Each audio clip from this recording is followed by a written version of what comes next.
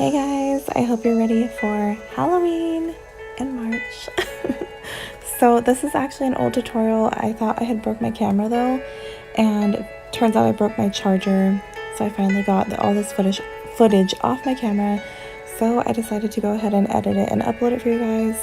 I put down a layer of foundation first. Now I'm taking this cream paint from Wet n Wild. It's just their white paint. I really wanted to try it out and I really liked it.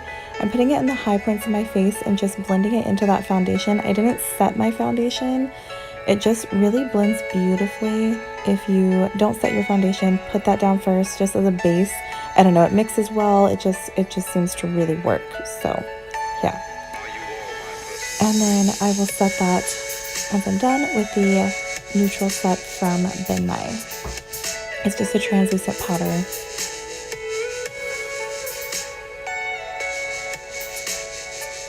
So I did my brows off camera.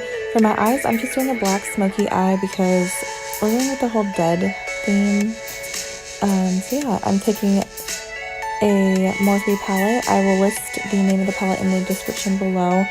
And I'm just kind of working from the lightest shade to the darkest shade. So I put the lightest gray up in my high in my crease as a transition. And as you can see, I'm just building the intensity and the darkness as I work down towards my lid and my lash line. So here, going in with the blackest of the black, packing that all over my lid. If you use a shadow with a lot of fallout, you're definitely going to want to do this first. You know, it's really hard to get black eyeshadow out of white face paint if you have fallout. It's just not cute. Turns out all gray, so yeah. And then tight lining and water lining my eyes just so we have no white or like flesh tone showing through. And then I'm taking that black and gray colors and taking it down my nose, patting that out just to blend it out, make it a little bit less harsh, and putting on some mascara. Putting on mascara because even though we're putting on lashes, I don't want you to be able to see like my lashes a different color, or sometimes a little bit of paint will get on the lashes. They'll be a little bit lighter. It's just obvious, so I feel like sometimes little things like that make a really big difference. Now I'm going with a very light color and contouring. I will go back in later on towards the end of the tutorial and really darken this up. And of course, since we're doing a dead look, I am bringing the contour way down further than what I usually would, blending that out with the blending sponge. As you can see, it blends it out very beautifully. Popped on my lashes off camera. Now I'm taking some black shadow. I feel like these little details as well really just make a difference.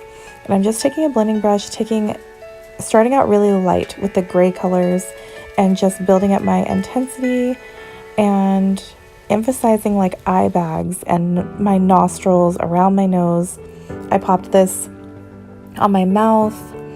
I'll pop it underneath my lip and then down, emphasizing my chin.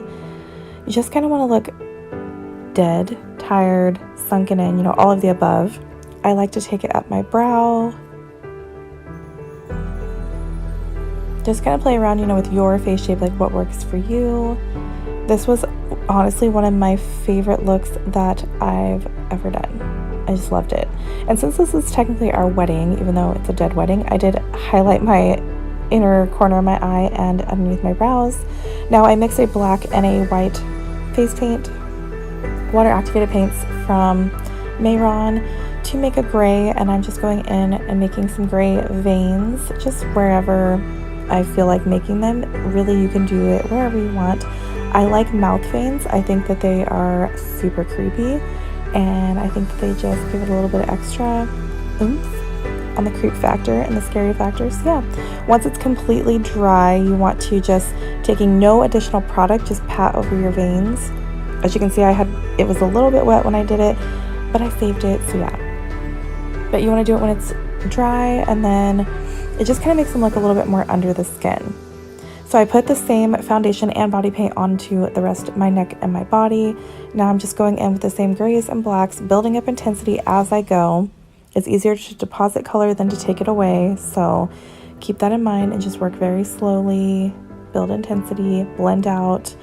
I don't set my makeup super good when I do costumey looks until the end, because I like to be able to kind of use my finger and just blend the grays and like the powders and stuff into the creams and all that. I do set it a little bit, but not like super set to where it's not going to budge.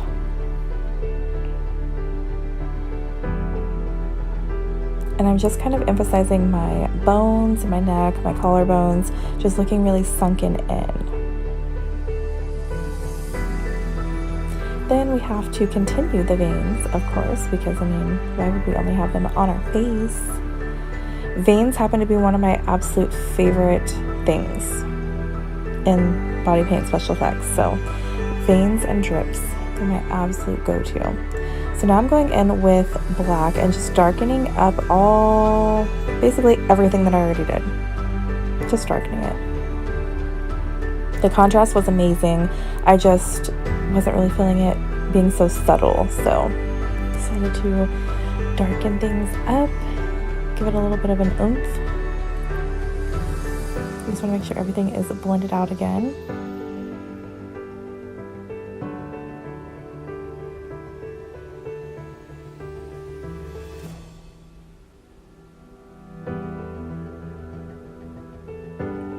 I didn't take it too close to my hairline just because I was wearing a wig, so I can adjust it a little bit. Here's my wig. I decided to tease it a little bit, throw on a veil, play with it, see what I liked. And I also threw on some rhinestones on my chest off camera and a robe. And that is the finished look for you guys. I hope that you liked this creepy look.